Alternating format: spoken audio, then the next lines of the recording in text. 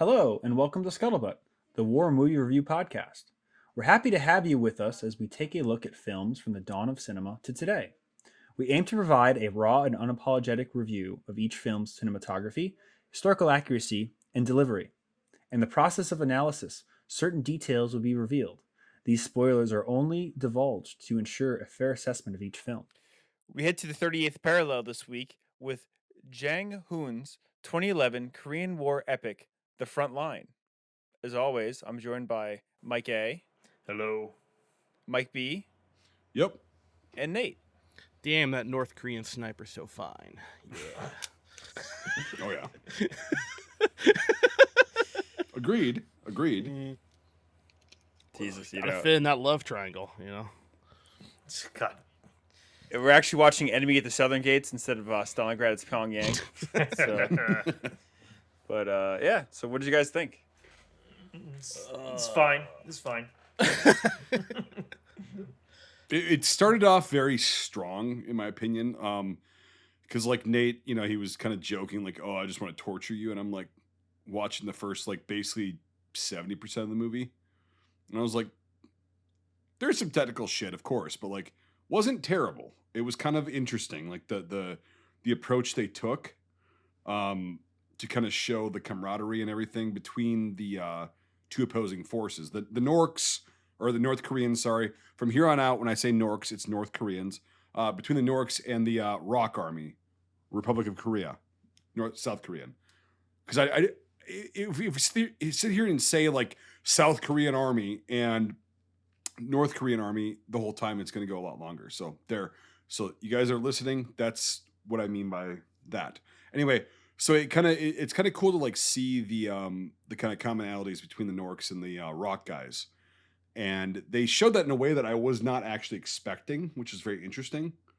And then past 70% of the film, it just gets fucking stupid, like really stupid, in my opinion. And yeah, it's, I don't know if they got tired. Like, there's been a lot of films we reviewed like this. Like, we don't know if they got tired at the end, or like, what happened in production, or like what the fuck happened. The writing, it just, yeah.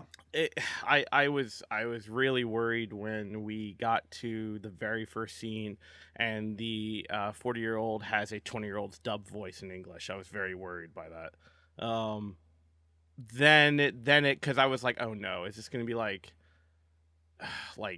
this was all like has Cantonese instead of like whatever, but it was no, it was all original language Korean, and that was really good to see later after that scene. I didn't see any horrible dubbing. But once I got past that, it was actually really, really good. Until it got to a certain point in the film. I think from when one of our main characters gets shot by the 2-second sniper, that's when the movie went downhill for me. The kid, like the 17-year-old. The main guy of the Lieutenant two, guy, one of yeah. the lieutenants, the guy who, it goes on to he dies, and then like, what's the guy's name, like Kang or Can or something like that, he pulls him Yeah, back. Kang, I think. Yeah, Yep. that's when the movie went downhill for me. But I really enjoyed it for the most part. I mean, it's politicized, obviously. I mean, how can it not with this theater of war? But it was very no, I was waiting for every atom to explode, as you said, Mike A, for Taguchi Eye, but I didn't really see that. Like, there are explosions and there are stuff like that, but it wasn't like every atom is going at the same time. And I loved seeing actual PPSH 41s actually having the correct firing rate and the whole 9 yards. Like, that was really cool. Mm-hmm. As a 41 nerd, that was really cool to see. You don't see many of them, but you do see some, which is really cool. Mainly you see M44s for the North Koreans, and then M1 and M1 carbines.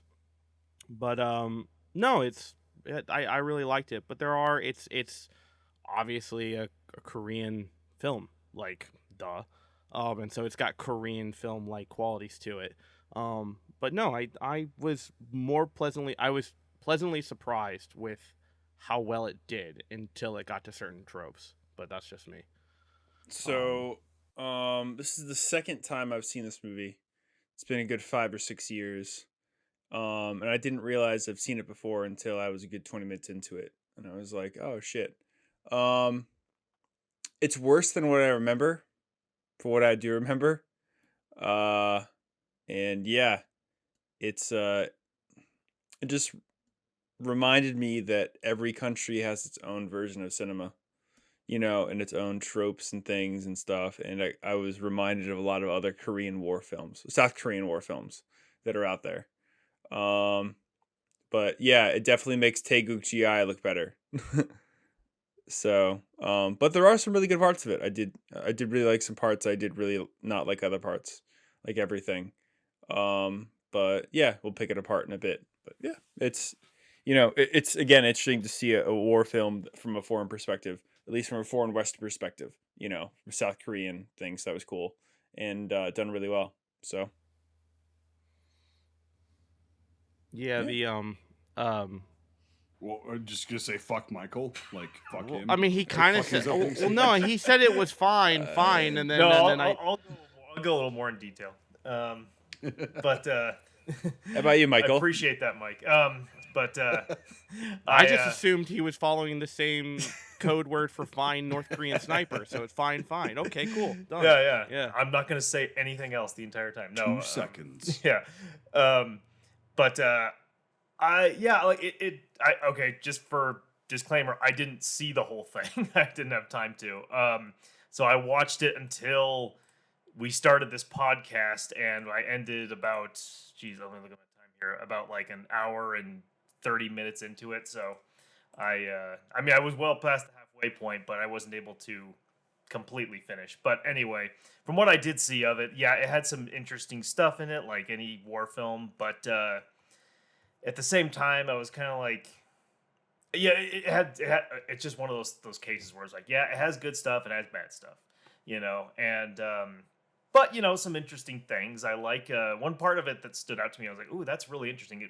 In my opinion, it wasn't very well done mostly because of the sound design. I didn't, and that is the scene where the camera's like fixed in one spot, and it's a montage. They're showing them go up the hill, and then it dissolves, and then it shows them retreating, and then it shows the North Koreans retaking the position. Then it shows them going back again, and it's like, okay, that's interesting. That's cool. I didn't think it was very well done because it was playing music I didn't like, and the sound effects was horrible. But I thought that could be an interesting thing in another movie or something, or done differently. But I don't know. It did kind of. There were a lot of this. I was like, this is just reminding me of Taeguk-gi. It's like the two comrades. In Taeguk-gi, it's the brothers, and this is the college friends, and one of them's a hard ass, the other one's more sympathetic, and yeah, it had some like I say, some interesting stuff. It was not nearly as bombastic as I was expecting it to be. From what I saw of it, apparently the ending is kind of crazy from what you guys are telling me, but and we can get there later, I guess. But from what I did see of it, it's like, yeah, not bad, I guess. I don't know. I was kind of like the whole time because I had to rush to start watching this. I was like, oh man, how many more of these movies exist? Like the movies that are just like Taeguk-gi and then this, and it's like it just feels like I could like splice these together and I might not even know the difference sometimes. There is a formula, I feel like, with these films within the with it being a Korean.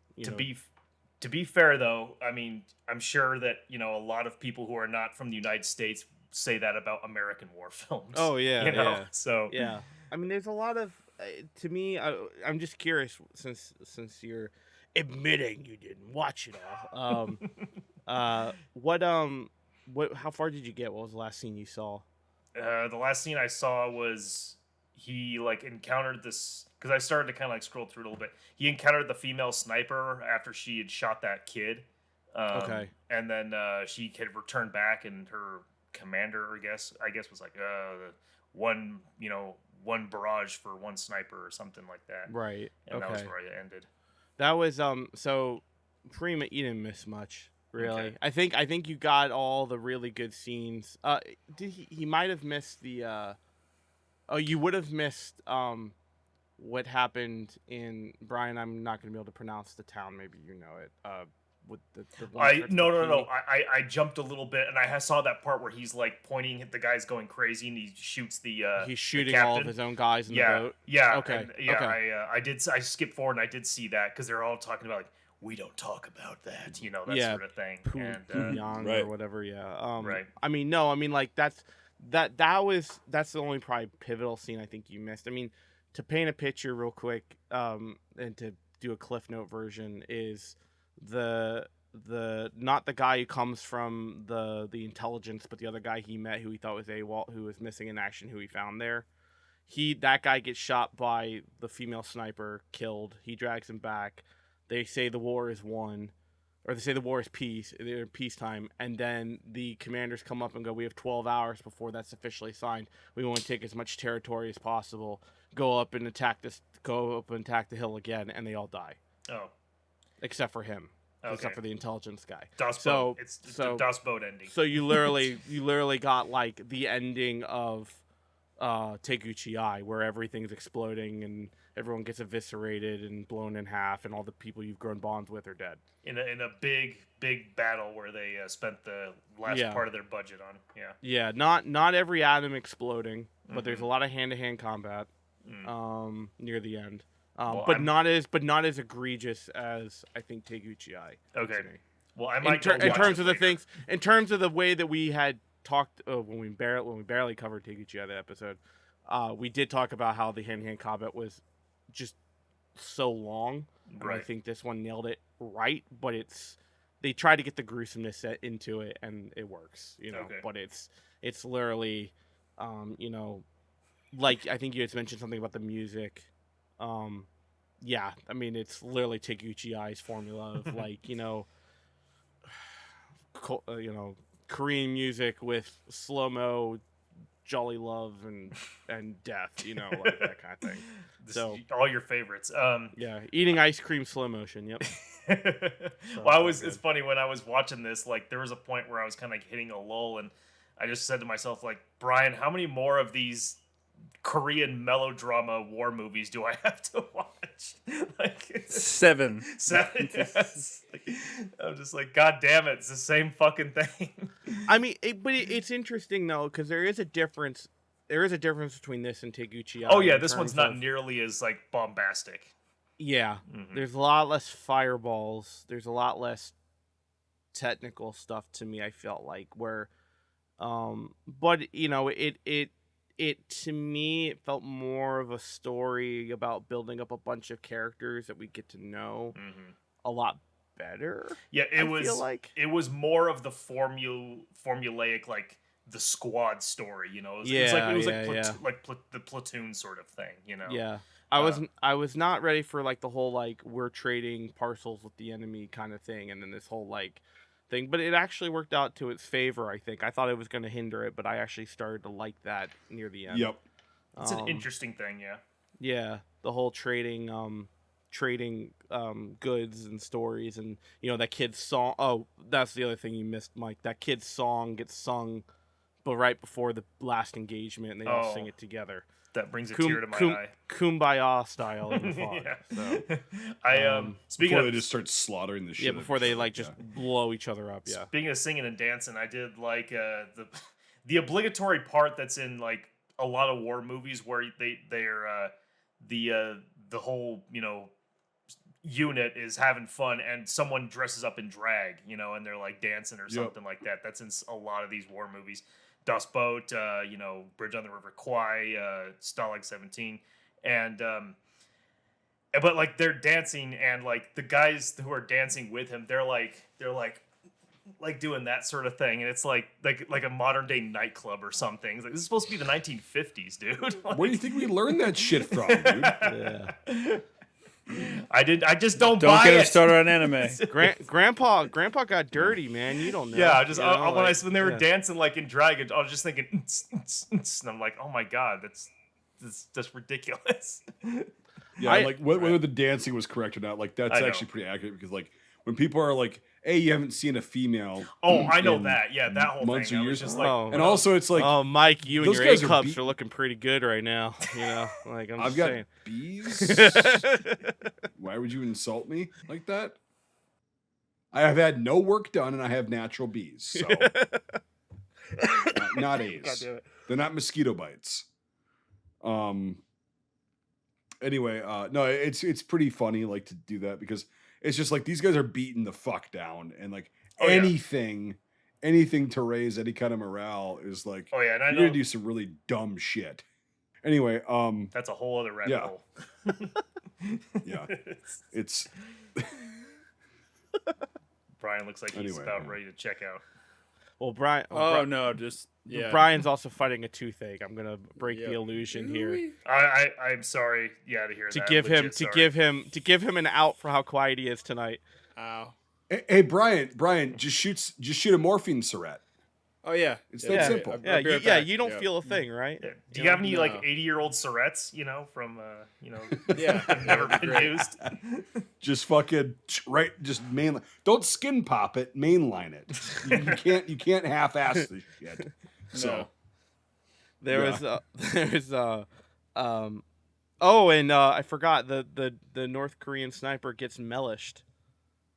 Like full on, it wasn't as slow-mo, like full on push. Yeah. Not as brutal as Mellish from SPR, but Mellish. that's his name, right? Is that his name? Yeah. Mellish? yeah, Mel. I think so. Okay. Yeah. Yep. Want to make sure I wasn't like calling him some kind of Adam Goldberg in Saving Private Ryan. Right. Yeah. right. Juden. Yeah. See, I'm Juden. Yeah. But no, I mean like it was. I liked it until it came down to the guy getting popped by the 2-second North Korean female sniper. Yeah, Because where it that's got when retarded. physics and everything went out the window as a fucking Mose Nagant can't punch through a fucking 4-inch tree. Like shit like that. And Thank you. I'm like, God damn it. The screenplay doesn't know that. Yeah, you had to make it like, theatrical. But they weren't using 76254. They were using 308. Did you see that? No, they were not. Oh yeah. Look at the rounds. There's like 2 scenes where she's reloading the rifle and it's like 308. It's not even a 76254. That Mosin looked fake to me. Did you notice that? Well, we'll get to that later. Like, when we go to IMFDB, it looked like it was painted. That was the only weapon that looked fake to me. Was that they didn't stay on any of these weapons long enough in the film for me to actually have like an opinion on it. And the same with the helmets. It's like I was trying to look at them, and so maybe if you see some still shots, I can identify that better. But like the 9130 PU. I don't know, so we'll have to look at some stills. The stuff I saw, I mean, it looked okay, but there was those close-ups when they were not showing who it was at first on the rifle itself. Yep. When she saw the goggles to indicate that he was one of the guys going in and grabbing the stuff, that was when I started seeing funky weapons. But for the most part, everything looked pretty kosher. I didn't see any fake dummy weapons like we saw in Taguchi Eye. No, they looked very real. Yeah. Everything looked like it fired really well. Even it's blanks, but whatever. Well, they didn't have BFAs on there, so there's no fucking recoil and there's no cycling. I don't think I saw. I didn't see any. I wasn't looking for that. I was trying to keep up with what's going on. Right. Well, yeah, me too. It was like it's fucking insane. That's why I said they didn't really stay on it long enough. But I didn't see any M1 rifle or carbine cycling. I just saw one shot when they would pull the trigger. I saw M1 carbine cycling, but not with the muzzle in the shot. There was one when it was raining, and those guys were hip firing into the squad of guys coming in. That was when I saw actually cycling and done and smoking and all that kind of stuff. Yeah, but I didn't see a BFA, cool. so maybe they got the Hollywood one, or they just or they had the big nose cone and it was just the shot, which is why he was hip firing because you don't see. The maybe. At the end of it. But that's I'm just thinking out loud as I remember the shot. No, that's the same. That's what I was thinking too. I was like, yeah, we should discuss this because, yeah, it's I mean, yeah, I get you have to use blanks in films. I get that. It's that's what it is. But yeah, it's just the way they were firing too was kind of just, I don't know, not the way the guys would usually fire. Mm-hmm. It's It's a like little you don't just Hollywoody. if you just hip fire, you run the risk of hitting your own guys in front of you. Mm-hmm. And so you're gonna. I did like how people took hits in those big giant combat scenes Oh, yeah. as well, and did that. That Like, was there good. wasn't any like, flail arm jump off a springboard and fly into the guy in front of him kind of thing. It actually looked Yeah. pretty legit. Even though so I really the sound design I didn't like. The one thing that was one thing I did like was when the kid gets shot. The bullet hits him, and then you hear the shot. Like a Yes. second or so later. I thought, Yeah. it's like the only movie I've ever seen that does that. yeah, that Well, was the whole yeah. trope for the sniper. Mhm. Was And that they were able when- to like Yeah. say it's about 678 yards away Mhm. based on the 2-second report. Mhm. Like the time that it takes, that was pretty cool because I was like, okay, yeah, you can actually do that and figure out approximately how far these or your target's at. Yeah. Based on the report and everything.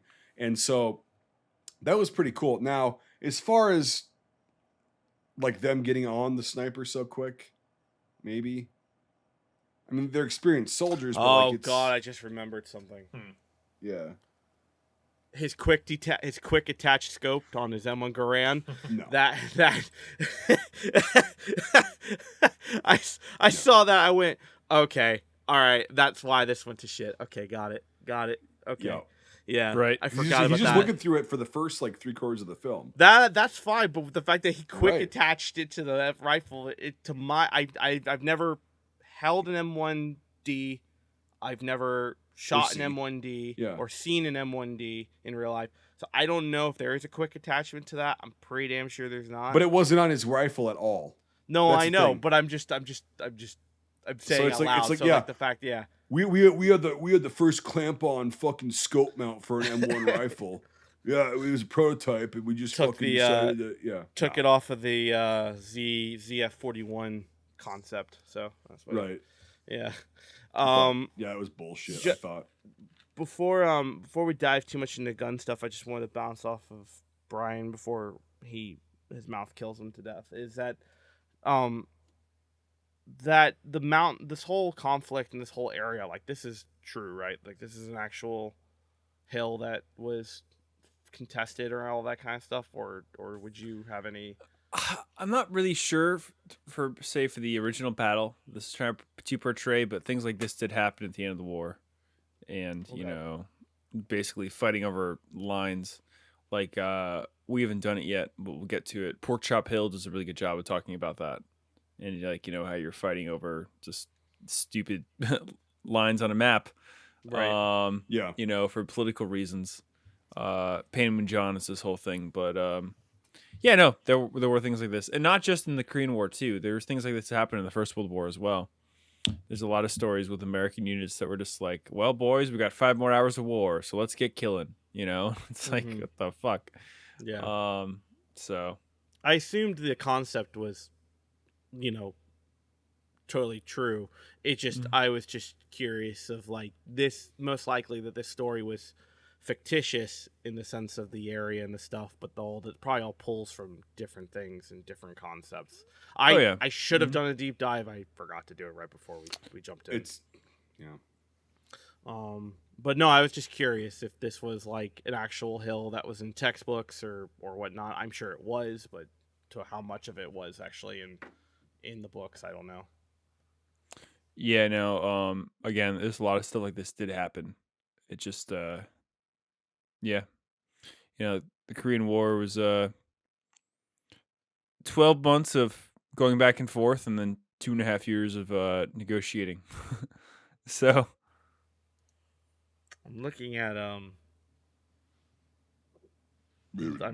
trying to look very quickly to see if there was a I don't really Yeah. see that much. I did like how the Chinese were like the boogeyman in the night. Oh, dude, The they whole- were the- like in real the life. swarm. Like, Oh, I know. No, I know. Fucking Christ. There's memoirs of them coming through the night like that, like just literally like the whole hillside's moving, and that's exactly yeah. I Yep. had a buddy of mine whose grandfather was in World War II and in Korea, and he has a story of the whole hillside moving at night, and they napalmed the whole hill, and they still wouldn't stop. They were just running on fire like, Yep. down the hill, still trying to get at them as they're mowing them down with 30s, and like they wouldn't stop. It was just continuous. No matter how much time they carpet bomb them, they Just still would come. constant. Yeah. And it was just constant, and so I know that's real, no joke. But I just, Yep. it was just funny how they presented it to me. Like I definitely got across as holy shit, but the music and the flashing of the thunder and all that kind of stuff. It's like, oh, okay, it's the boogeyman at night. Well, if the music wasn't there, it would have been a lot better, I think, because it's got a similar story. I used to work with a dude when I was in high school. His name was Dean, and he was a BAR gunner in Korea. I forgot what unit he was in and all that shit, because it's like fucking 15, 16 years ago now. But he was in Korea as a BAR gunner, and he said, yeah, one thing that he really remembers is like they were up on a hill, like is shown in this fucking film, and in the morning, like right when the sun started coming out, they looked down, and he said the entire hill stood up and started moving up because they were wearing camouflage. They had like leaves and shit on them. And he said, I thought we were done. And they fought through it and they got through it. But he's like, it was insane because they just wouldn't stop. Yeah. Like they just kept going. We were out of ammo and we had to figure shit out. And then he was just like, yeah, it was really scary. And I'm like, Christ, I can't even imagine that. Like the entire hill that you're looking at below you stands up and walks towards you. Mm-hmm. Like, what do you do? Yeah. And there's countless accounts of that all throughout the whole entire Right. war. And Yeah. that seems to be the whole mantra why they were able to push so much with bodies, you know? The Chinese wave tactics are the closest the West ever got to how fighting on the Eastern Front was, at least fighting Yep. against the Russians, you know, and Mhm. it's pretty insane what you hear about and things, and you know, veterans talk about, especially during the Chosin Reservoir campaigns when they first fought the Chinese, was that you would get this like incredible smell of garlic, a Mhm. very very pungent smell of garlic, and then the Chinese would show up in these big attacks. And apparently the Chinese diet, I'm not sure if it was like this now, but had a heavy sense of garlic in it, or sorry, a heavy use of garlic for a preservative or something. So much so that you could literally smell it. So when you get these huge units together, a division of Chinese guys about to mass and overrun you, it's like, who smells garlic? And then it's not a good sign. So They're all in you the know. wind. Yeah. Well, garlic's actually like a pretty good antimicrobial and antibacterial, like bad bacteria. So that might have been a reason that they were using that too, is like they probably just gave these guys and said, hey, take 2 cloves of garlic a day so you stay healthy so you can go and fight. Who knows? But like, yeah, I've heard multiple and I've read multiple things about that of like they smelled garlic and they were like, uh-oh, here it comes. Speaking of garlic, Yep. there's a pickled garlic in this pickle jar. Should I eat it? Oh yeah, it's good. It's really sweet. It's really good. Pickled garlic is amazing. Don't like? No, I like it. It just caught me off guard. I was waiting for the kick. It's really good. I'm going to keep that in there. That's just topical. There you go. Now I'm going to smell like a Chinese. Couldn't finish that. That's not the correct nomenclature, dude. Asian American is Yep. No, but isn't pickled garlic good? It's delicious. Yeah. 'Cause it takes that No, not bite bad. away. It's sweet and sour. It's so good. Anyway, No, not bad. Sorry for that distraction. I just No, it's good stuff.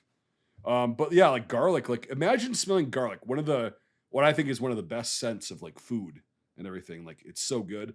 And then all of a sudden, when you smell it, you go, "Oh, we're fucked." Like imagine that. You never have the same reaction to it again in your life. Yeah. It's just all of a sudden PTSD kicks in. Yeah. I was on not hill good, but, 153.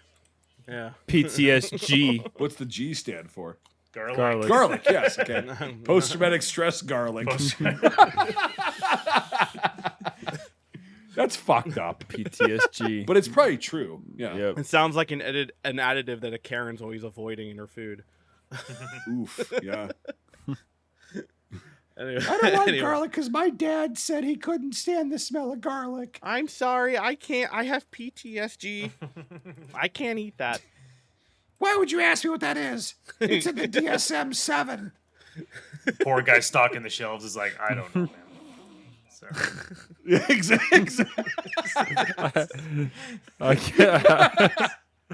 I get out of here at 6. Like, Jesus. Please just go away. Like, I'm sorry. That's calling from your history. You can tell. It's just like, yeah.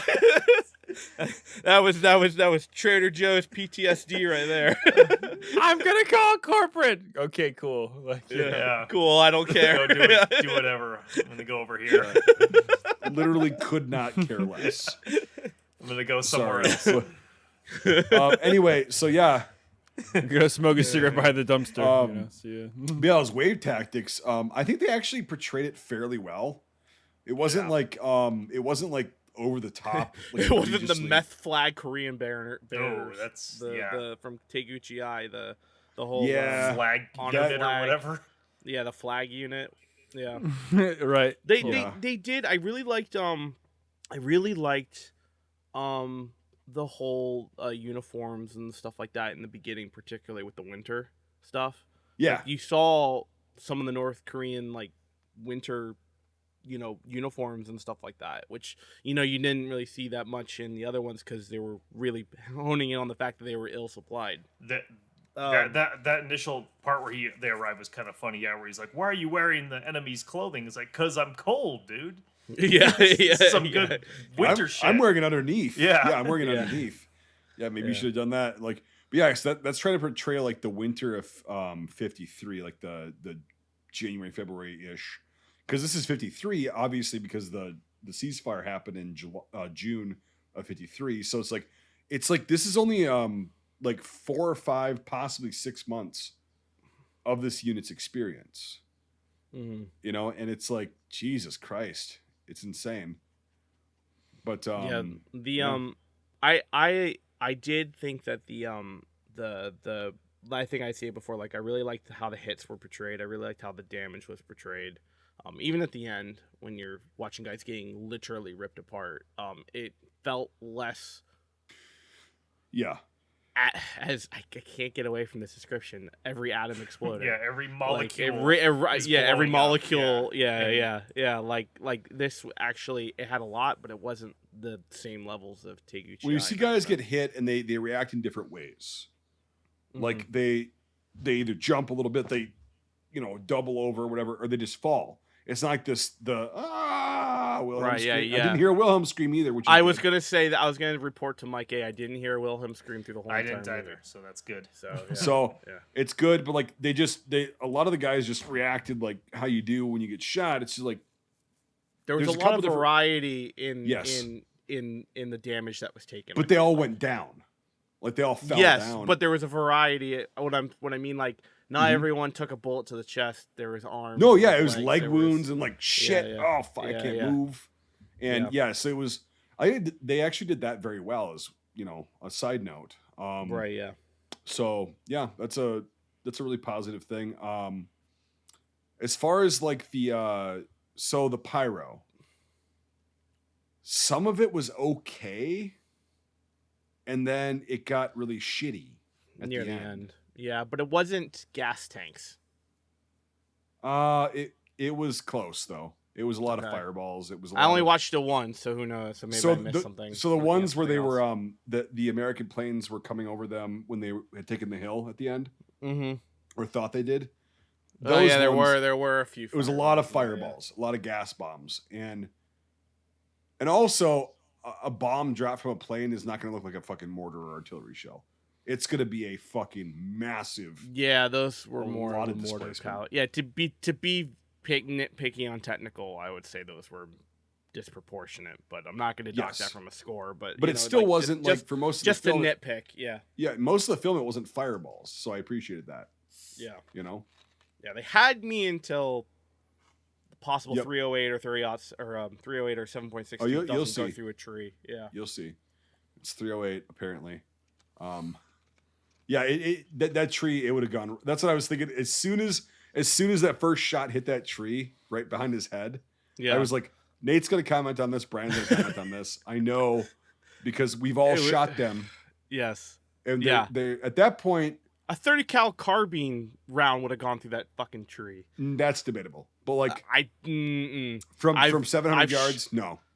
Okay, but a 765 far, even at that time, it would have been lead core still. That was not 700 yards, by the way. There was no way that was 600 and whatever the fuck. Oh no, that one was closer. That one was probably like 400. Still an M1 carbine. Cut that in half. Grain. 200. I'm gonna nitpick you to death on this. It was like 200 yards max. It was like half the distance of like the fucking the sound that. Anyway, it's such a nitpick. No, it doesn't matter. But an M1 carbine at like even 300 yards for a 4-inch tree, not going to go through. No, but if it hits you directly, it's going to. I'm gonna rewatch that and then like see how far it looked. But yeah. Yeah. Anyway, it just was. Yeah. It's a 5.4, a 5.4, even with lead core, which they would have been using at that time. Yeah. Would have gone through that fucking tree. Yeah. No, absolutely. Yeah. So Brian's here, but he's not here. Yeah, no, I mean, the gunplay was interesting, but I heard a lot of blanks being shot, and it was impressive at times, but it was very blanky and Hollywoody. The sound effects were horrible. Yep. I totally agree. I didn't have that problem. Maybe I wasn't listening full enough. Go back and watch. They were not good. The whole thing. They were obvious, like they were obvious blanks. It's just like it sounded like 2010 gun sounds to me, but that's just me. Well, it alternated. That's the problem. Is like it alternated. Like certain scenes they would just use the blanks, like the lavs picked up or whatever the fuck, and then other scenes they would dub it in editing and do that. And it's like I get what you're going for, a variation, but like it just didn't. The blanks did not. Yeah. Speaking of sound and stuff, I was amused by the American general at the beginning. The way he spoke, it sounded like an automated voice, or something. Oh god, dude, that was what made me worry about this movie being really bad. Because nothing makes me more angry than horrible dubbing. Right. I'm going to speak in a very thick American accent. Yeah, exactly. And if you don't understand this, you are not Korean. Do I make myself clear? Yes. You're 100% right. Yeah, dude, it's like whoever they had who was speaking English, obviously they didn't like what he was. They were a shitty actor, I'm guessing that guy might have been Canadian. Like in most Korean war films or in movies, like when you have Americans, are usually played by Canadian actors. Go Brian. A lot of very C-rated actors go out of the States or the West and they go to like Asia. And then they're A-rated American actors or Western actors because they're there.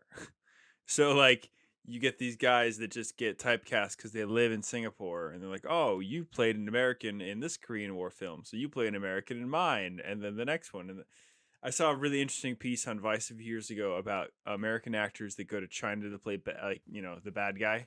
Mm-hmm. And they get a shit ton of money, because they're the bad guy in China. For these roles, and they're really bad actors everywhere else, but they happen to have this thing. Well, I mean, that guy was terrible. It's the same guy here. It's the same thing here. What isn't the Russian dude like Ralph Lundgren or Dolph Lundgren? Yeah, whatever that dude is who Rambo fought. The dude, right? Yeah, Dolph Lundgren from Rocky Okay, IV, yeah. I messed up his name, but yeah, he was Russian. He's at all of Luke Schutzel's films now. Oh, really? Oh, that's funny. Yeah.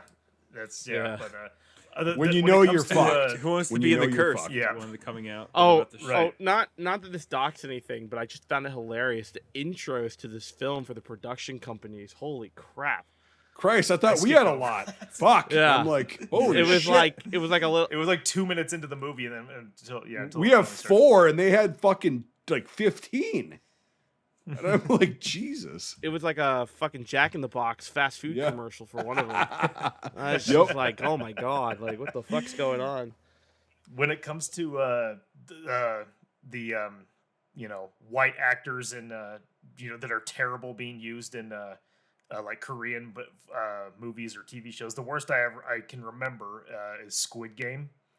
Do you remember? There's the like Illuminati guys who come to watch the game. And excuse me. I've heard about this. I haven't seen Squid Game. Okay, so yeah. but like because the whole show is obviously it's in Korean, and there's at one point where like these mysterious like elites show up to the game to watch. Aren't those like those guys with like the animal heads and they're like having sex with everything or whatever as well? Yes. Yeah. Yep. But they show up and they're like, well, let's see how the games are going, and it's just it's so bad.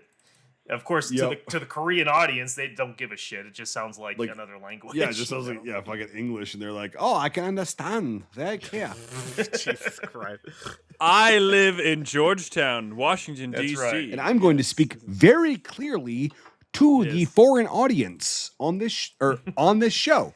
My accent will not exist, and I will overdo it to sound like a fucking retard. Do you remember the Jackie Chan dub movies in the mid 90s? Oh, dude, I love those. Yeah, Rumble in the Bronx. Yeah, or Drunken Master when he does his own dubbing.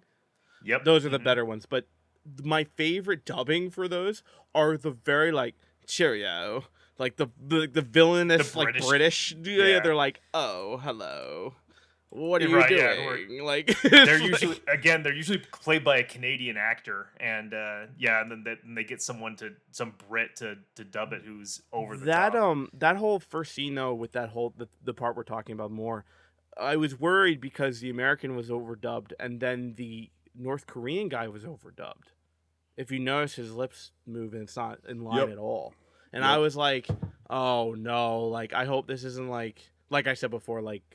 It was originally filmed like in some other language, like Cantonese or Mandarin, and they're redubbing it in Korean or something. Or was this Korean and for some reason I have the Cantonese version? Like, what the fuck am I doing? But thank God it went back to normal. Because I hate that. It drives me insane.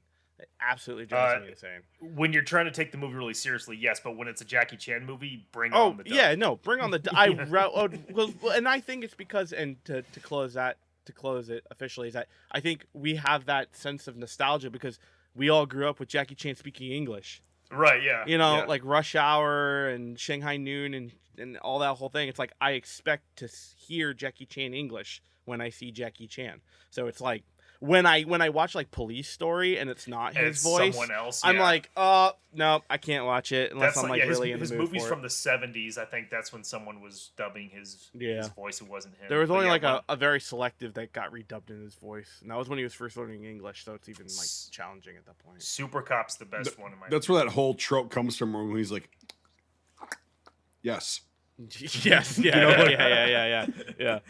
His mouth is moving for like 3 fucking seconds. Right, and then just one word comes out. God. I know Brian would probably comment on this, but there was a whole thing in the 70s when they would do all that whole dubbing, and then we'll get back on topic officially, is that when they did all that dubbing, they would be guys who would just be like, I don't know, what do you think he's saying here? I don't know. Let's see how long he talks and fit it in English, and it may not even be the correct translation. Like, they would rewrite it not knowing, the real translation. They would just be like, I think his personality and everything says this, so we're just going to go with that. Yeah, I mean, like a lot of Jackie Chan's movies that were released in the U.S. that were dubbed, they would change them. Like, like Super Cop is a sequel to Police Story 2. It's called Police Story 3, but the dubbing just makes it its own movie. So like, who the fuck knows what they're saying in the original movie? Right. Yeah. I just remember like in the 70s, like, and especially in New York and whenever they'd be like, "What do you say?" I don't know. Just redub it, make it up, and they'd be like done. And they were making a lot of money for that because that was a huge trend in the late 70s for all the Chinese films coming in. Right. Do you know about the whole debacle with Armor of God? No. So Armor of God was a Jackie Chan film that when it came out, it wasn't released in the U.S. yet. And then eventually they did a sequel to Armor of God called Armor of God Operation Condor. And then, but that movie then was released in the U.S. Yeah, Operation Condor. I remember that one. Yeah, the first one wasn't though. However, then eventually they were able to release the very first one in the U.S. But then they called it Operation Condor: Armor of God and made it seem like it was a sequel to the second one that was released in the US. God. That's funny. I know. Sorry, I could go on about this shit. Yeah, no, it's cool. You should get back on topic. Yeah, we should get back on. No Taguchi. We're on topic tonight. That's what we're doing. Brian, I know. I have a question to you in terms of just because I couldn't remember if we talked about. Do you have a part that made your eyes roll? That was really bad. Yeah, most of it. No, I don't know. End of God, answer. I was drinking water when you said that. God damn it. I don't know. It was just very showy. It was very Hollywoody. It was very, I don't know, K-poppy at times. Just it's a watered down version of Taguchi Eye. So you think In it's a lot of worse than different ways. you think it's worse than Taguchi? Yeah, I do. Really? At times, yeah, overall, yeah.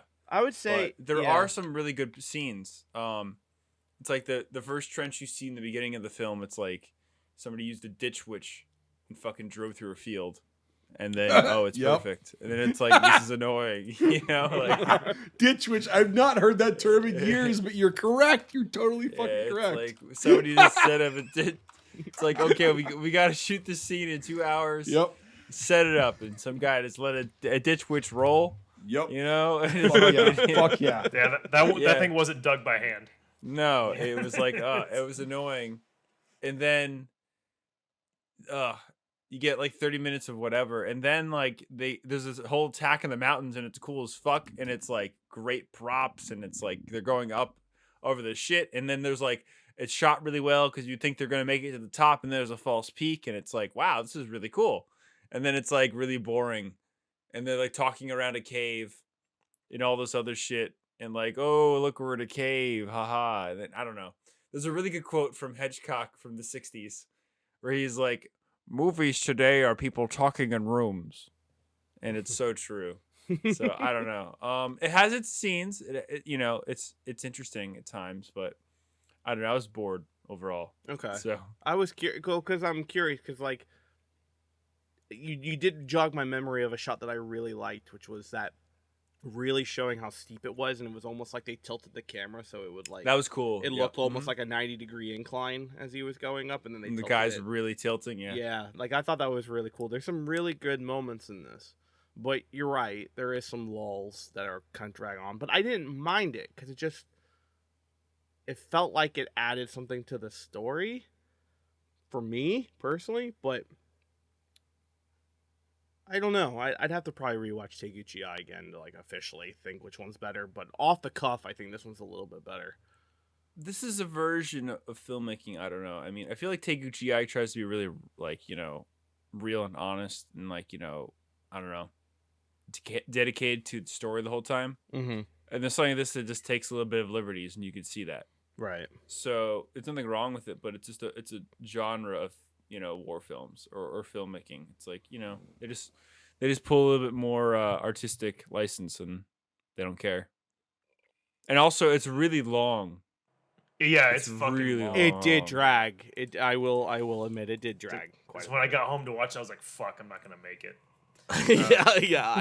I almost didn't. It ended a half hour before we were gonna shoot. So yeah. Mm-hmm. And it's not like really long and good. It's really long and boring. It has one of the tropes from the past that has to be retired. Even though I guess it's a little different here. Maybe, I don't know. The whole thing of where I'll throw an enemy soldier's uniform on and go do a little espionage. Oh, the real quick. volley shot. I forgot Yeah. about that. Yeah. Yeah, Hit me in but- the ear. Yeah. Right. Yeah, It just shows up. Hey, didn't you? You know, I'm one of you. You know, didn't you know that we're talking to you on the radio? It's like these guys have never seen this guy before. Yeah. They're gonna immediately know. Yeah, but they did. I mean, in its defense, they did immediately know. That. Yeah. Two so- two sentences later, he's like, "Those aren't our shoes. Right. It's yeah. a spy." You know. So like, there is that. I still hate that. I don't know how many times something like that happened in real life. I mean, I'm guessing some point it did. I don't know. will say something we didn't see, and Brian, you can chime in on this. Is that I didn't see any Maxim guns. I did at the end. I didn't see any firing. No, I didn't. but Really? there- At Okay, the I end, must have missed at it. the Okay. the last assault, they're setting one up, and they're actually shooting it. Okay. There's this incredible story from Omaha Beach where this guy puts on a German uniform to go sneak into the MG42 armory and So to steal all the guns. infiltrate the Yes, so infiltrate that the the Germans Schnabel stand. Yeah, Yeah, it was an Yes, SS uniform as well. So he had authority. SS black uniform. Yeah, Allgemeine SS. LSSAH, yes. Yep. Yeah, LAH. Und Kameraden. Und Yeah. das He Radio. traveled all the way there from the Eastern Front to tell these guys what to do.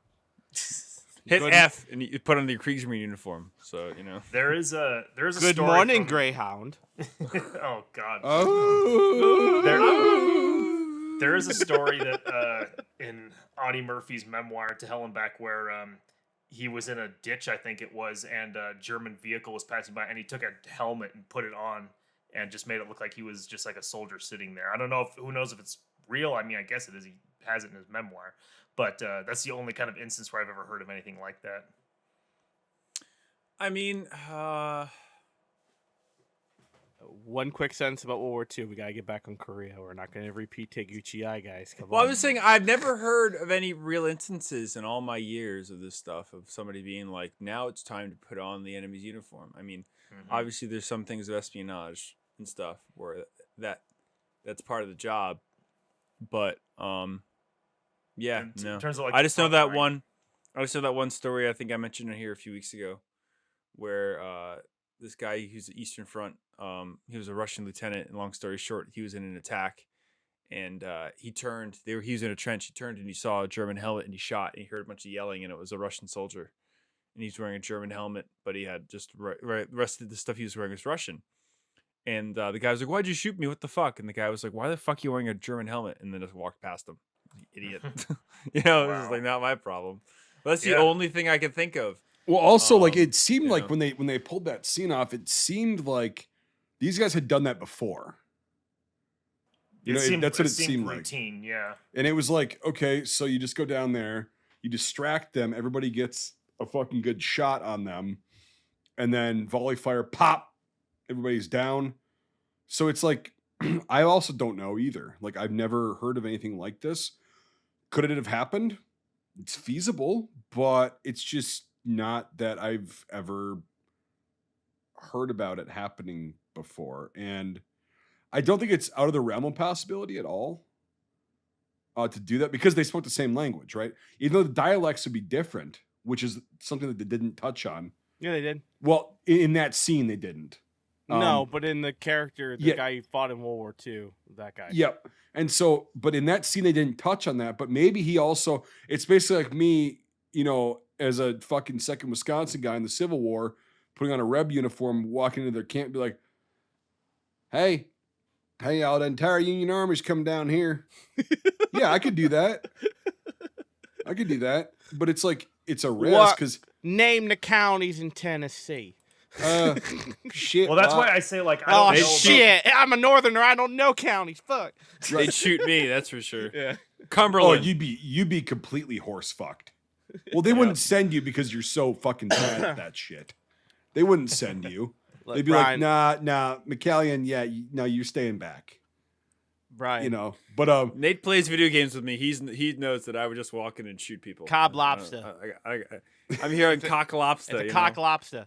Yeah. Yeah. Yeah. But the whole language thing is the reason why I say it's like I don't know in this situation. But the funniest example ever is in Wind Talkers, which I'm sure you guys remember, where someone puts on the enemy's I uniform. don't. You don't remember that? Where I haven't seen that movie in fucking probably 10 Hit me years. in the Rightfully ear. so. Yeah. Nate knows. Yeah, Nate Hit knows. me in the air. Yeah, where the Navajo in the code, air! yeah, Hit me the in the code air! talker, he's like, put on the Japanese uniform and take. Oh, it's so bad, dude. I love it. It's so Someday bad. we'll get to that fucking. It's not even a dumpster. But dumpster fires are way someone more. commented. We're someone- watching it in July. Someone commented on the fact that they wanted us to do the Indianapolis really badly. Now that we mentioned it. That's Oh, really on the bad. last episode they mentioned they commented that. Yeah. Yeah, we had a few people ask for a few things, but So they we're gonna really do wanted... films where people want us to shit on it because it's gonna be terrible. Well, I mean that's half the fun of this shit, though. You know. Come Well, on. for sure, but it's like I also like good movies once in a while. So do but like, I, and we did do like 2 or 3 good ones in a row. We've so. had a pretty good damn run in the last the month of that's very true. The month Okay. of May was like we're, almost we're all due good movies. we're due for a shit show pretty soon. I mean, this might be brimming the edge of that, maybe, but I didn't see. That's the thing is I didn't think it was. I personally didn't, but Brian hates it. So Go ahead, Go Brian. ahead, Brian. Hacksaw Ridge. oh, Please don't. nah. Please don't. No, I mean, I'll finally get my revenge on that one if you want me to. He's gonna give it like a A Heartbreak Ridge. yeah. Well, the funny thing Heartbreak Ridge. about the funny thing about Hacksaw Ridge is that leading up to that movie's release, I did an insane amount of research on the actual event, and then when I saw the movie, I was so baffled and underwhelmed. I'm like, really? This is what you guys churned out? Like, so that movie. Mike is A, really I'm gonna put down a disappointing. blanket, About and you're gonna sit on it, and then I'm gonna tow you, and I want you to hit fire a grease gun. Very about as historically accurate as A New Hope. As much as I love Vince Vaughn in that movie, because he's like the one part of that movie I actually really like, that surprised the fuck out of me, because when I saw he was in the movie, I'm like, He's great in why? it. But he's actually really fucking good in it. He to looks me. like he has a walnut on his head. His giant head is too big for the goddamn helmet. It looks ridiculous. Dude, he has a bigger head. And okay, so I'll say about Vince Vaughn, then we'll bring it back to the front line. Vince Vaughn's head's bigger than mine. That's Yeah. insane. Mm-hmm. I mean, because what is he like 6? He's like my size, right? He's a really tall dude. Yeah. No, he's 6'5". That's we researched that. So he's 2 inches taller than me. He's a big dude. But Jesus Christ, yeah. It was also a reproduction helmet. Yeah. But I'll save that for Hacksaw Ridge's review because with gear, I will go fucking ballistic with that fucking film. That Yeah. dumpster. No, seriously.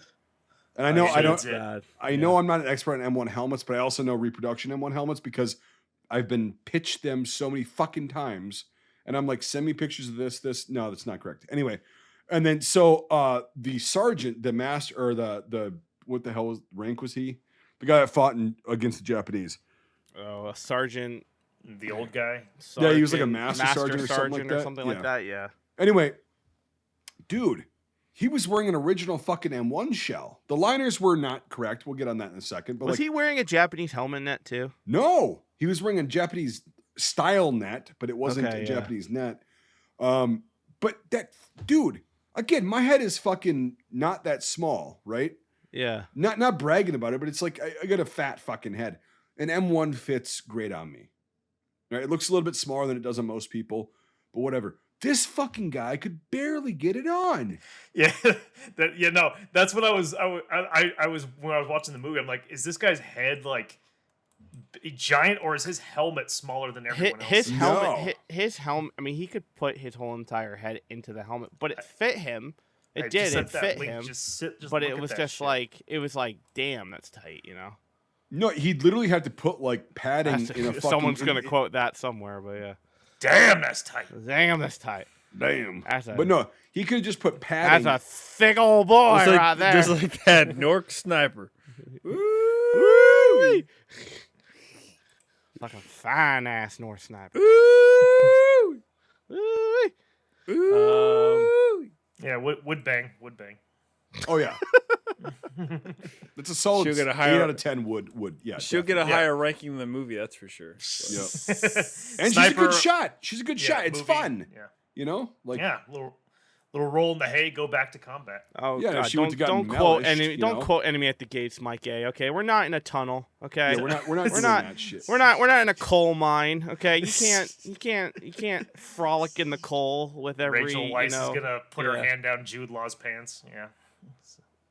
I would let her. Look, dude, that was half of the sexual awakening format right there. That was a funny sex scene in my opinion. It was very awkward. It was. Okay, yes. we're okay. Who would've I'm gonna, thought? okay. Hold on. I'm gonna pull us back. I'm realizing we're doing every Korean War movie. We're like all over the fucking place. Got to narrow it back in a little bit. We were on it. Would then you, we went would you off, then not we let her back put into the- her hand on your pants though? Like before we get back on topic, Nate. Yes, but Okay. yeah. Yeah. Well, there we go. Okay, it's settled. Oh, dude, no, she was like guilty pleasure number 1. Are you Yeah, kidding me? unanimous. Oh. I'm around Dude, here. Wait till we Dude, have the the Scuttlebutt dude, sex special. Dude, the Mummy. Oh, yeah. whole reason why I wanted to be an yeah. archaeologist. Are you kidding me? So the Mummy 2, I think she looks better. You want to be an archaeologist? Because of Indiana Jones, until I was about 13. You fucking retard. Until I was 13 years old, I wanted to be an archaeologist until I realized you don't punch Nazis in the face and you don't fight mummies. So what's the point of doing it? There's an obelisk over here that we should check out. Yeah, I still would love to be an archaeologist, but I can't do the paper writing. No way. I know. Well, And to give anyone a warning, archaeology is dead. It's a million shot to 1. Don't go into the field. I heard that from every archaeologist I've ever talked to. So. You're getting really old too, Nate. You know, your hand isn't what it used to be for punching Nazis. Yeah. Knuckles like glass. Yeah. Them goddamn Nazis. Yeah. Anyway. Right, so yeah. To I guess go back on helmet talk in general. Did you see anything that was egregious in this? Yeah. Because I didn't. Absolutely. I saw some helmets that were very blue No, in like Mike, 2 or 3 shots near at the end. I saw Mike, go helmets that were ahead, very and blue. then Brian and I will take that. Yeah, go for it. So yeah, I wanted to ask like the helmet. So I mean, novice when it comes to post World War II stuff and with M1 helmets in general. Same with me. Yeah. Yeah. The helmet covers in this looked kind of like Vietnam era to me. What was the deal with those? Okay. So those were the olive drab, actually they called it olive drab at that point, helmet covers that were issued in like 1951 and 2. Mm-hmm. A lot of them did not make it to the U.S. troops, and most of them actually ended up in Canada. So there were those covers that were patterned after the Marine Corps covers with the foliage slits and everything. But most U.S. people weren't issued that. I think a few of them made it to Korea, R.O.K troops rather, and they just faded to shit and they got fucked up. But like, that's what I think those could have been. Likely, probably not. Okay. Because So- I saw those. I'm like, it doesn't look World War II enough. It looks more Vietnam era. This is kind of interesting. Yeah, with those slits around it. Yeah. So. Yeah, well, I have an original olive drab one here, like unissued, but like most of them are unissued because they never got fucking sent out. But they do have the slits, the low pattern like the Vietnam ones would have later. Mhm. Because yeah, it's again, I've seen. I need to get better at like seeing pictures and saving them, which I have been in the past couple of years. But I've seen pictures of U.S. troops in Korea wearing the olive drab covers later on, like in 52 and 53, right? I've seen a couple pictures of them. That's it, Okay. though. Out of all the Okay. pictures of Korean War, U.S. troops, NATO troops in general, or UN troops rather, that's all I've seen. Okay. That was the only So- noteworthy thing I had about helmets. Yeah, it's one thing I wanted to discuss as well. Brian, what are your thoughts on that? Yeah, that's what I believe. So Yeah, so it's pretty very unlikely, but not impossible. So yeah, and also the helmets, the chin straps, and the bails on a couple of them. Brian, I'll talk to you about that in a second. The chin straps. So when did that what the fuck is it called? It's not sewn on, but what the fuck is it called? The clasp buckle or whatever the fuck it was. The Vietnam era one. When did that actually come out? 60s. Yeah. Okay. So probably the P61 helmet. Yeah, no, those are.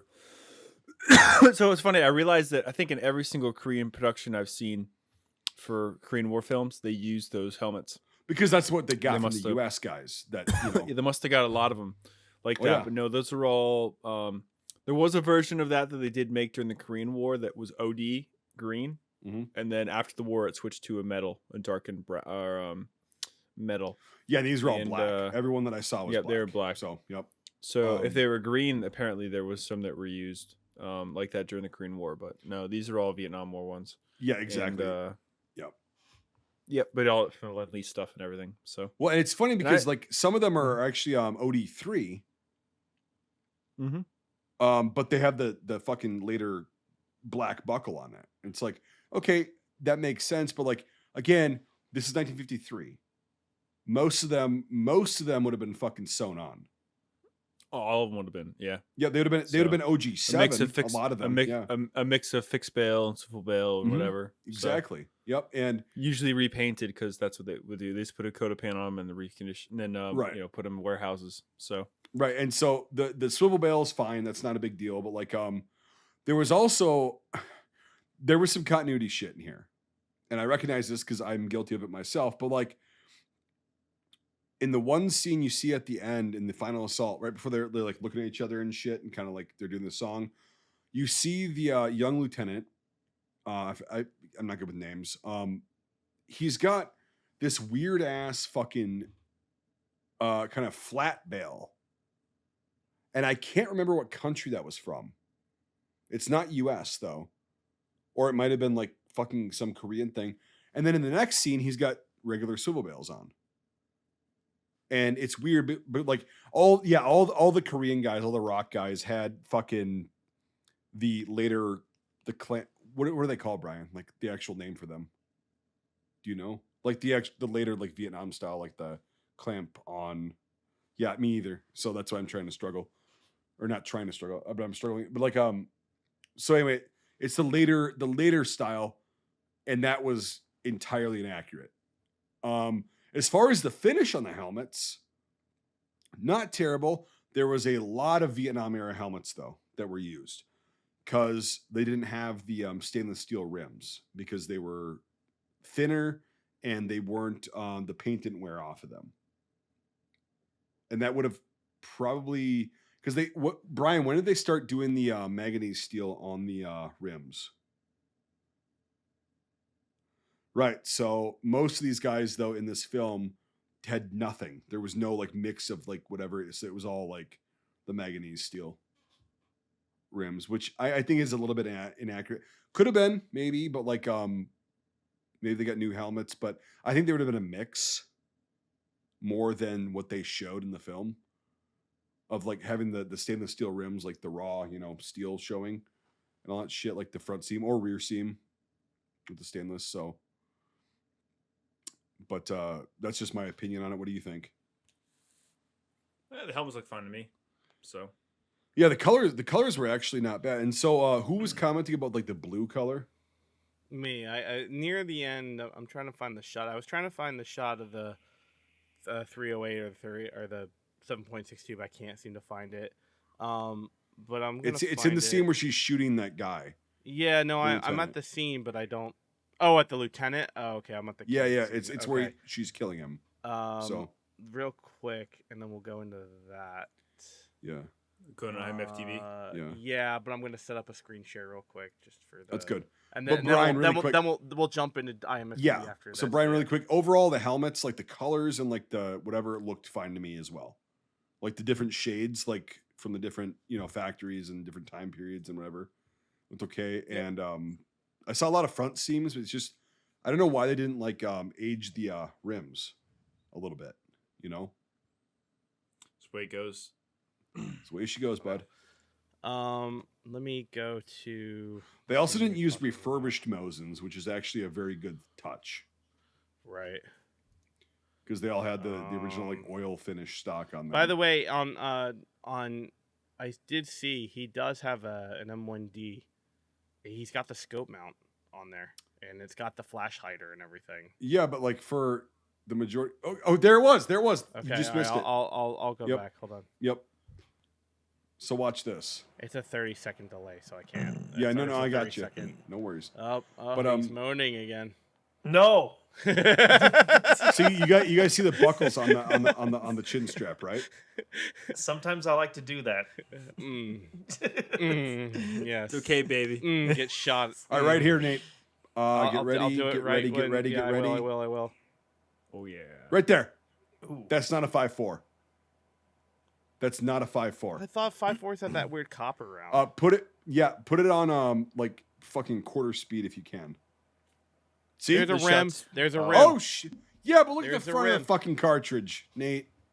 Nate, this shot speaks to me. Oh, I forgot to record. Hold on. I'm going to do that now. Oh, See what also, we're that's a looking at. fucking. That's a rim, dude. Oh, hold on. Do not fucking move this at all. I don't want to get it again. So yeah, that's fine. I'll leave it there. Yes, that's a rim, but that cartridge is so. Oh, they're two different shaped look bullets. at wait, dude, look at the neck. That's what I'm saying. Okay, that's weird. And look at the bullet below that one. It's got a longer neck on it and a longer projectile and skinnier projectile. It looks like a fucking Carcano round. Or they just took a round from put wooden tips in it and shoved it in there. They wanted to make it look bigger. Okay. Yeah. Now let's talk about the optic really quick. Really quick. That's not. What the fuck? I just noticed that. Yeah. It's a PE Moisen sniper. It's the early style that goes over the rear receiver. And yeah, it's just a really bad reproduction scope, but that's correct. So did the PEs have a fucking adjustment on the fucking Yes. rear like that? They did? Yep, that's fine. Yeah, he's right. Yeah. So it's a bad reproduction PE. Well, dude, they got the flat screws though on the fucking turret and on the mount. Could that be an original PE? No, Why not? because it's Chinese reproduction. You can see it's by the way that the dial has its granulations on it printed. Right on. I'm not challenging you. I'm just asking like a legitimate question. So, He's dying. Yeah. I know. Yeah, that's pain, Brian. Brian, Yeah, take a so- break. We'll keep going. yeah, we can keep going. But anyway, yeah. So, but that's what I looked at. And I was like, what the fuck round is that? It's not. It's cut back for whatever reason. And Yeah. Well, it's a cosmetic round. It's obviously you can't fire. yeah, but they're two different fucking sizes. Like, look at the one below it. Like, Oh, I know that. I'm just saying, like, they mocked something up so they could have it on camera. So it's. I'm guessing what happened was they probably pulled the fucking round out, dumped all the shit out of it, and then like hammered it back in or something. I will only say this though, and this is what I mean. Let's see how long it stays on screen. second and a half tops. Yeah. Yeah, and yeah, so it's. Also, Brian, really quick, is that the correct reticle for an M1D? I've never looked through one with the little dot in the middle. I don't think. No, it's not. Okay. Yeah.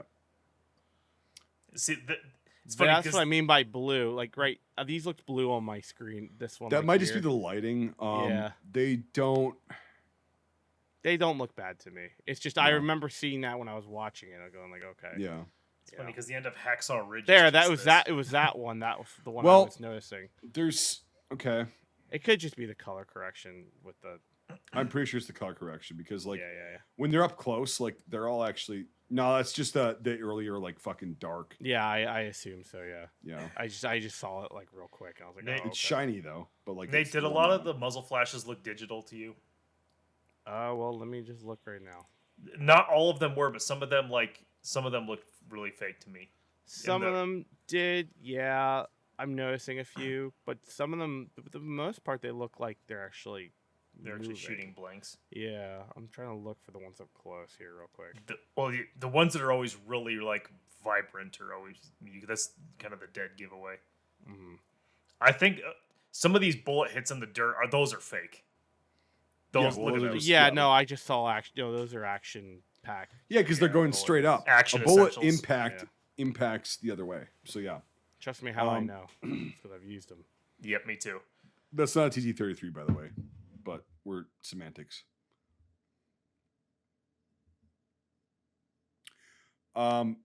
That's a TTC, but yeah, that one is actually Whether the that's reference, that's a whether Romanian the- one. That's a whether the Romanian ref- one. Oh, That's this funny. right here. Okay. Yep. Browning high power. I'm just gonna say that. Bring that joke back. Dude, there were so many Browning high powers. It was incredible. Yeah.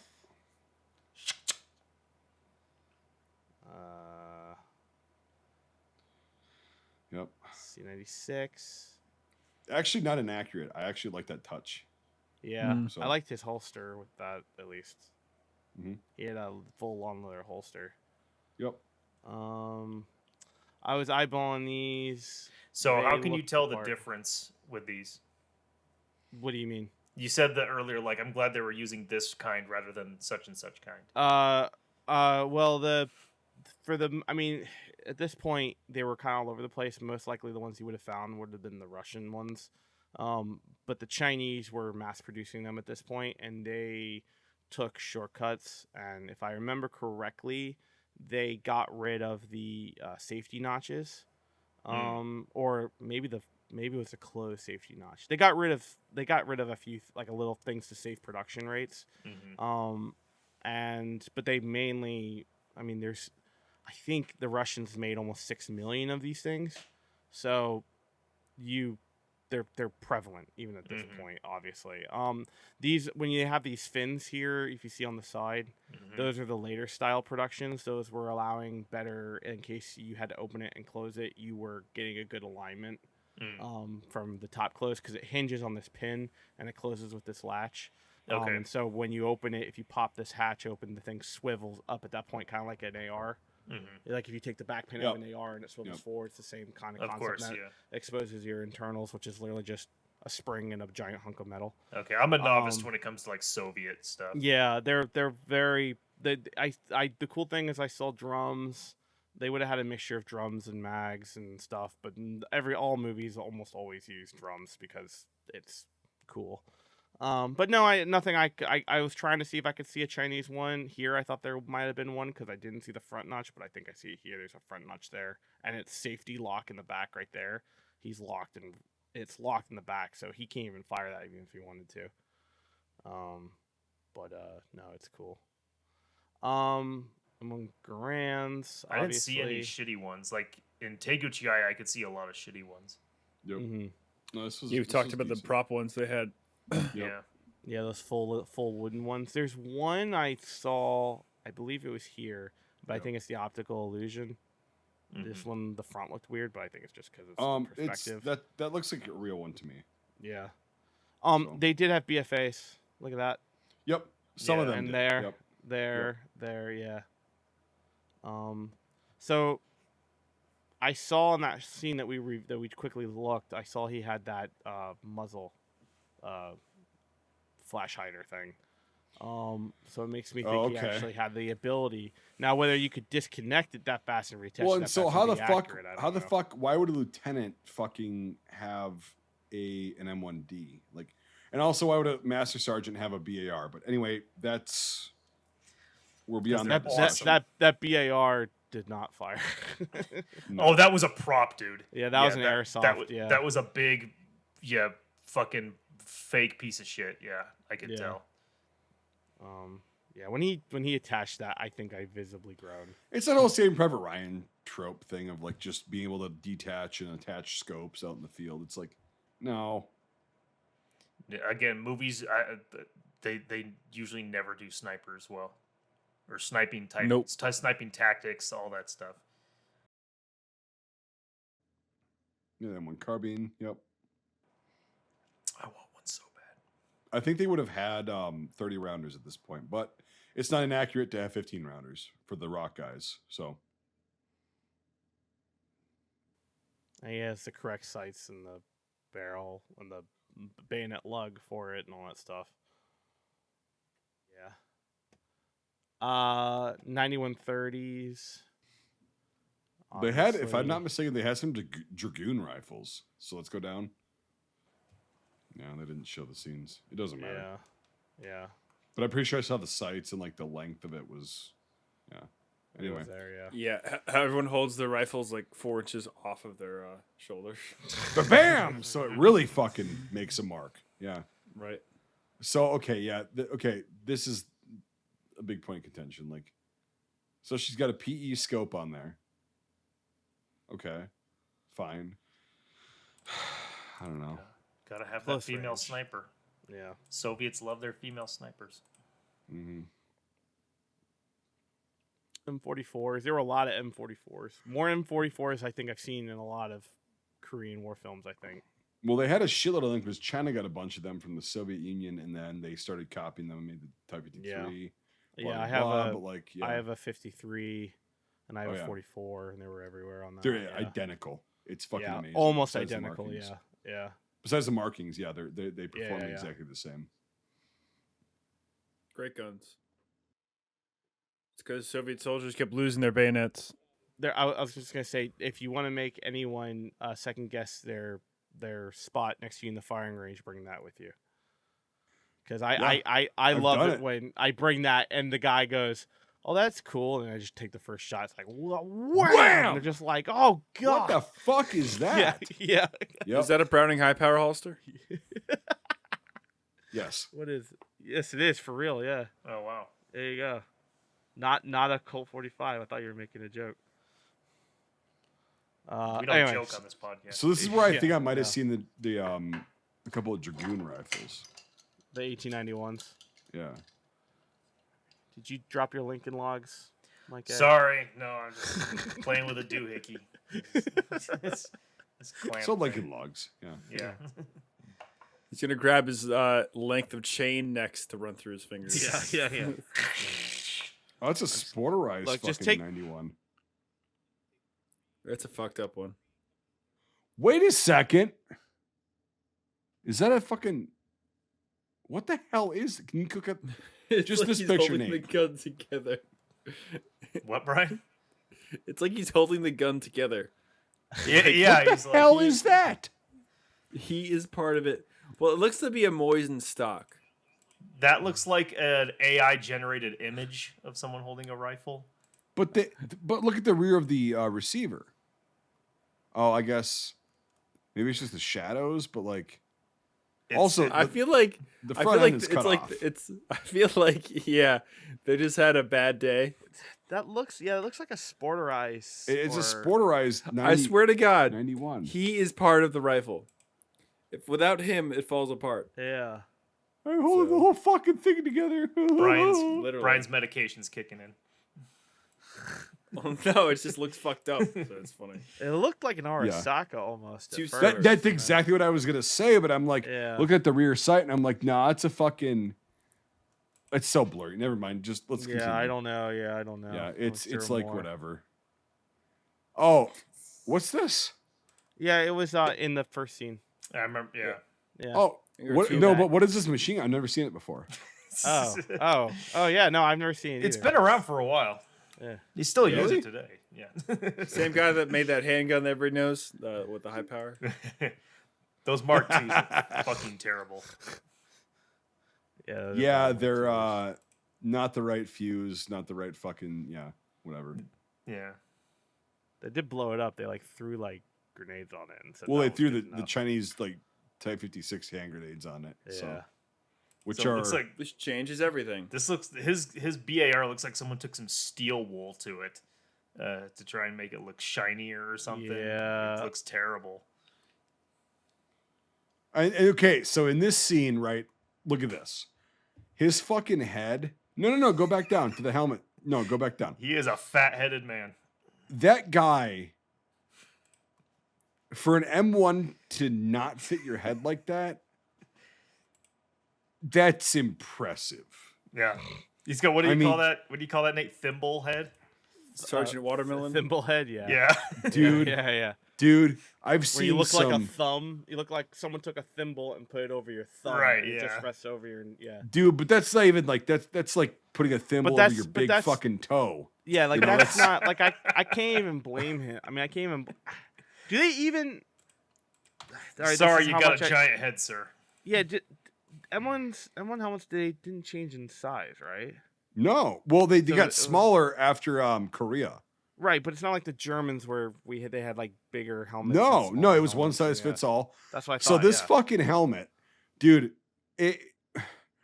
this guy, I've seen a lot of really colossal dudes at reenactments, like the guys where you're like, holy shit, how is your heart still pumping blood through your entire fucking system? right? Yeah, if you push him, they're gonna roll. Yeah. Oh, well, no, they're not gonna roll, they're gonna fucking flop and it's gonna fucking create an earthquake, right? Airborne. They're gonna break. That's what we're Yeah, saying. it's not They're good. not gonna get up. So I've seen colossal dudes at reenactments that make me look like I just got out of the never mind. I'm not gonna make that joke. I knew where you were going with that. Nope. Should ask Cooper. Hey, how many times when you shot My 600-Pound Life did you guys end up at a reenactment? Oof.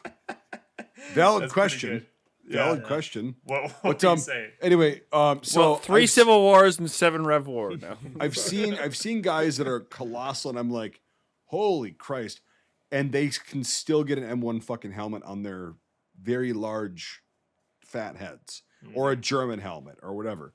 They look small. This guy, his head must be fucking excruciatingly massive. Like, I mean, huge, big as a Buick. Like, I mean, big as a Buick. It's got to be fucking huge to have a fucking M1 helmet fit on your head, barely like that. Like, I mean, it's like a seedless watermelon the size of his head. and it's you like, know? I'm not Yeah. insulting the guy. I'm just like, Jesus Christ, man. Like, It's impressive. I was just gonna say it's impressive. That was the word I was gonna use. It's like, holy fuck, dude. Like, damn, he must have like a size fucking 9 or 10 it's definitely head. something. 30-pound head. Well, yeah, I mean, well, not 30 pounds, but like probably about 15. I mean, no joke. So, okay, Oh yeah. the 1984, another one I've never seen before on a FTB. Yeah. Oh, go up a bit. He's got a BFA on there. Yep, a nice one with the flash hider. Yeah, Yeah. They got a weird ass muzzle flash right there. yeah, good stuff. An A6. Where the fuck was this? It must have been in In the like background. right here. They can't ascertain that's a fucking A6. The bipod maybe, but like no, it's not a There's the bipod. It could bipod just right be there, right there. No, I know, but it could be like some other fucking whatever. Okay, we'll move on. The DP28. 28. Yes, I did see these, and that's completely fucking accurate. Yep. You said you didn't see any Maxims. There's one in the first like hill assault. Yeah, but they don't. We're gonna fire get it. there in a second, Michael. You fuck. Hey, I well, said we were they here were now, so I yes. said they were there. I just said they didn't fire them. No, I just so remembered. this is the scene I'm talking about, and they actually did fire it. So, they did in the Okay, final. comparing to Taguchi Eye, where they literally have like a bunch of people on them so much that a guy gets his whole arm snapped off on one while he holds the Oh, trigger. yeah. Like, Oh, yeah, The that's whole what I film was It's based just- around the fucking Maxim. So like this one though, like they did And have they- it at the very end. So okay, that's fine. Snowcap. oh yeah, you're Snow- right. Yeah. Yeah. What are you looking at? What is that? Maxim. Is that also a Maxim? No, I don't think so. No, that. What the Hold fuck on. is that? Your mom. Oh, There's some like weird prop or some shit. I don't know. It looked like a. Looked like a Lewis gun or a DP28, but like it's fucked Yeah. up. I was just curious. I just saw that. And I thought maybe it was Yeah. another one, but yeah, that's cool. Yeah, it's all right. Yeah, no, I did see the snowcap though. That's cool. Yep, that's the thing I was talking about. But like yeah, the Mark II. No, it wasn't the Mark II or the A1. It's It some was a shit. fucking. It was a fucking replica. That grin though, holy shit. He's wearing a fucking cold weather cap, and his helmet fits even worse. Like, why would you do that? Just don't wear the 'Cause it's fucking cold? helmet then. It's not gonna do any good.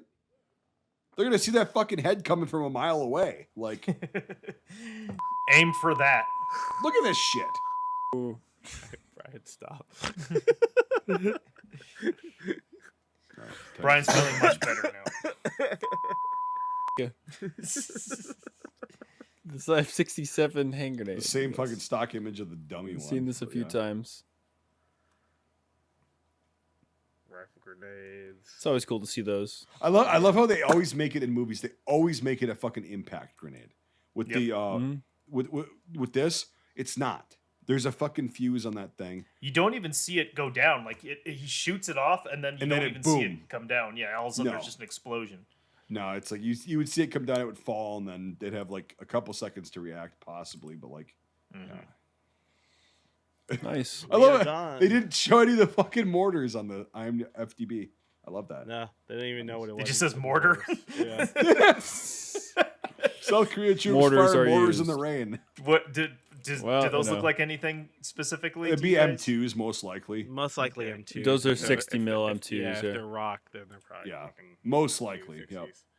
Well, we don't know because IMFDB didn't tell us. Yeah, just mortars. I'll never know. All right. Yep. All right. So we let finished with me- that. We're over the hump, Brian. We're good to go. We're almost done, buddy. I really think that. I think that Kansas should be walled off and turned into a supermax prison. Kansas? Yeah. Part of it is. Well, let's make more of it like that. Yeah. So you just want to expand Leavenworth? That's what you're saying?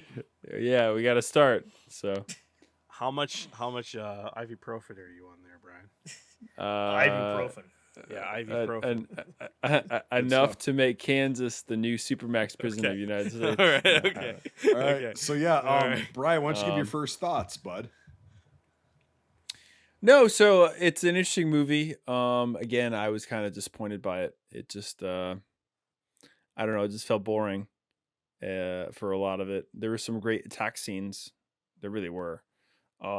Especially that first like mountain attack scene and everything. Some really great shots, like we'd mentioned earlier, with turning the camera, whenever. But now at the end of the day, it just gets very tropey and just long, drawn out, and boring. So it's an interesting movie, you know. Yeah, That is long, It's just- drawn out, and boring. yeah. It's an interesting, Yep, long, but- drawn out, boring movie. That being said, I would give it a 6 out of 10. I think it's worth watching. You know, it is a Korean War movie, and they do a really good job to make it look like the Korean War with the sets and the props and everything. I mean, you know, there's no glaring like horrible things. It's not like here we are in Hue, London. You know, like that kind of bullshit. You know, like Full Metal Jacket. But no, I don't know. It just doesn't deliver for me. And it's unfortunate, but yeah, I'd still watch it though. So that being said, I would like to hear what you thought of it, Mr. B. Yeah, it the first 3/4 of it are like 75 or 70% rather were okay. And it was like, okay, you have my interest and I'm watching it and whatever. Then it became again very tropey, like you said. It's like, come on. I mean, you could make it more interesting. I did like the fact of like the whole, I know you guys don't like it, but like the whole fact of like them exchanging gifts, because like that just signifies, it's a symbolic thing of like they both knew, both sides knew they were just gonna keep fighting over this fucking piece of dirt that didn't matter. So I did like that. Whether it happened or not, who gives a fuck? But it was symbolic, and I actually did not mind that. The whole dialogue shit, and yeah, it was kind of tropey at times, and then whatever, blah blah blah. And then I don't know. I like the fact that they made the first bit of it more of a drama than an action film, like they tried to do on the later half, I would say. And yeah, I mean, technical issues happen, whatever.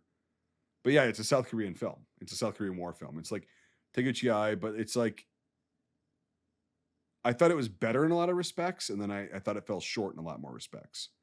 So I'm gonna give it a 6.5 out of 10 for that. And it just is what it is. Like it's I'd recommend you watch it. It's not terrible, but it's also just it's the formulaic bullshit like we were talking about. The same shit, regurgitated, different actors.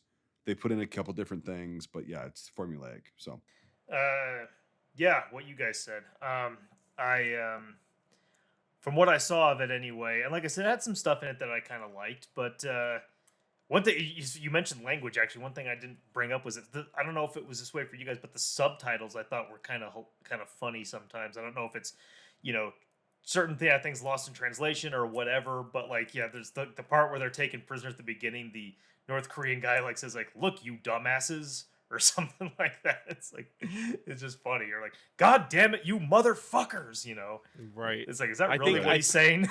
I think we had the same kind of Yeah. kind of thing with Taguchi Ai, right. where yeah. Korean's not one for one, so they got to make it for English speakers. There's you know? there was a lot in the subtitles where it was like, God damn motherfucker, and it's like, is that really what they're saying? You know, right. But anyway, interesting. It's always interesting to see, a film about, a conflict that my sentiments exactly. No, about a conflict that it's kind of not really in the pop culture of the American culture. So it's always cool to see it from a different perspective. But yeah, I wasn't able to finish it, and I don't think I will. But I'm still glad I saw it. I think I'm also going to give it a 6 out of 10. So that leaves Nate the Great. Yeah, I mean, like, to kind of chime off what everyone kind of said, it's you go last is kind of what you do. But it felt like there were some really, really good shots, really good. Nothing really that kind of blew me away, but just impressive. Like, there were some stylistic shots with the whole like assaulting, especially from the R.O.K side, and doing all that, and that was very interesting. And then there's some I actually enjoyed the gift giving and all that kind of stuff. It humanized kind of both sides, and I knew that was what it was trying to do, and it seems kind of formulaic, but I liked it. It was impressive. I liked the way they presented it. Did it last too long in some instances? Yeah. Did the same kind of, I think it's more of a cultural thing. I think we tend to have the same problem with Taguchi Eye, where things kind of lingered or things stayed on the subject too long, and it just was like, okay, move on, But I mean, it to me personally, I liked it a little bit better than Taguchi Eye, just because of the way everything kind of played out. Now, I'll reiterate what I didn't like. I didn't like from I believe I said in the beginning, one of the main characters being killed by the sniper. From then on, I didn't really like it. The very felt contrived, very formulaic, very same thing I know to see in Korean war films. And Jesus Christ, dude. Fucking Jesus. Liquid death. Oh, dude. okay. Seltzer. Okay. There are a lot of belches on this episode. Sparkling water, my friend. Who called in the fucking airstrike? Holy shit! I was literally trying to make that one like very quiet, and then I was just like gonna seep it out, and all of a sudden it was just like I couldn't even turn away. I couldn't even. You failed. Like, it was there. Okay. It was like a fucking A10 coming in. By quiet, you mean 4,900 decibels. Yeah, it's called. Look at this, liquid death, bury it alive. Well, I want you to email their marketing department and let them know that you sound like the fucking G train at 537 in Queens. Oh, you get used to it, though. You get used to it. Don't fucking worry about it. So nobody gets used to the G train. I'm sorry, we just fucking so bringing it Nate. back. Yes, Yeah. I'll finish and then we can rant. We can Old Bay rant. I saw a lot of the formula kind of happening again with what I've seen in other Korean War films. My Way, Taguchi Eye. There's another one in there somewhere. It just felt the same thing, and I was like, man, like that sucks. But I appreciate not every atom exploding, as Mike A always says. So I think I'm going to resonate the same thing with everyone tonight, and this is kind of what I was thinking. I think it's going to be a, Jesus fucking Christ, a 6.0 out of 10 Screaming Mel Gibson's. I turned away for that one, by the way. Like, I'm still going to keep it in. Are you kidding me? Was it that loud? I can hear it. Dude, I mean, literally went down here. It would have been better if you went from left to right and did like a panoramic fucking style, like. Oh, like the Halo fart. Like yeah. Brian Yeah. Like a drive-by, yeah. But no, I think it's gonna be a 6 out of 10 for me as well. So cool. So putting the numbers into the computer that will tell us when Mike will burp again, and we have Very soon. yeah. Not too long for now, so watch out. Hide your wives, hide your kids. They're burping everybody out here. It's a 6.125 out of 10. So on par with what we've been saying. It's it was weak. It's a movie. Yes. The burp, not the movie. Definitely a movie. No, it's definitely one of those where it's like it's not like a bad movie, but it's not great. It's just like it's a movie. We've got a lot of these that we've done like this, where it's like would I say don't go watch it? Don't waste your time? No. Would I encourage you to actively go out of your way to watch it? No. But If you it's have free on time- Tubi, and if you have time, do it. Yes, and if it's Yeah. like if you got time and you've got the whatever, you just want to see something different. Well, somewhat different from most people's kind of film. Now that we've done a lot of these Korean films, it's like we were saying, it's formulaic. We understand the pattern. If Yeah. you happen to find yourself on a plane, like Yeah. it's a good movie to watch. If you happen to find If it's this or yourself, White you Chicks, know, pick this movie. What? How random. What? That's a movie I haven't thought of in I 10, fucking hate 15 that years. movie. I fucking hate that movie. No, I second all that. Just watch. If you got one new movie to watch and you've just listened to, unfortunately, got all time- four of us talk, Yeah. watch it. If you got time to watch it and you're bored and whatever, it's okay. Just remember, it gets dumb. That's what it It says. does. That's the pull quote that's on the DVD. Just remember, it gets dumb. Just It does. remember, It's just it like gets dumb. again, the first the first good chunk, like the first couple chunks of the film, I was like, okay, could be a lot worse. Like you said, it was gonna be torture. At the end, I was like, come on, Right. come on, come on, come on, come on, come on. No, come on, come on. Come on. That's what it was. It was like, fucking really? You had to do this? It's like the basketball thing where he's just like, Yes.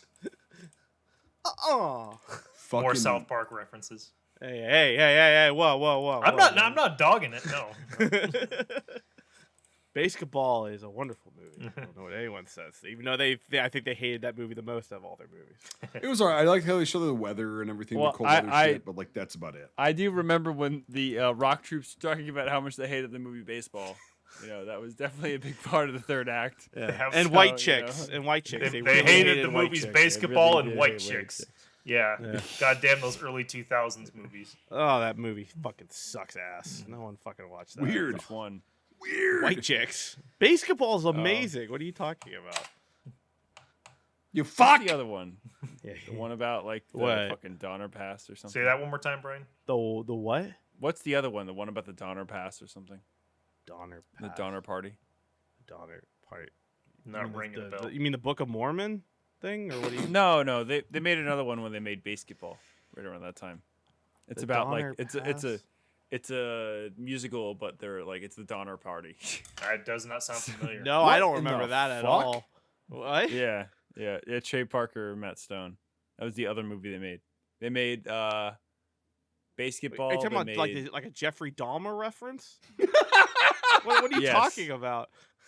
It's a funny movie. I'll Okay. get the name of it. I've never heard of this. That's why I said the Book of Mormon and then Jeffrey Dahmer, because I don't know what the Yeah, fuck. they you're made talking three about. of them. They made the one about the Donner Party. They made Basketball. Then they made Orgasmo. I Those are the remember three movies. Orgasmo. I've never seen. Those that, are the though. 3 movies they made because they sold South Park the first season and made a shit ton of money. And they Right. were like, what do we do now? Right. So they just made stuff. Are you talking about For Goodness Sakes? That's I don't. That might that's be one it. of their movies. Okay. Ooh, I was gonna end it on a quote, but Something there's died no in my quotes mouth. there, online. Sorry. Yeah. Oh, well, it's fucking something A else. lot of sperm died in your mouth. Whoops. Oh, Jeez. whoa. Oh boy. You're saying this like I would receive. I mean, That come got- on. That got yeah. Come on, that's exactly what just happened. So I Actually, can't find a quote from the movie, so I'm just gonna say this quote that came up for it. We will find you, the Grey Wolf. Oh. Thanks for joining us. If you enjoyed this episode, make sure to leave a rating. Otherwise, Mel Gibson won't stop screaming.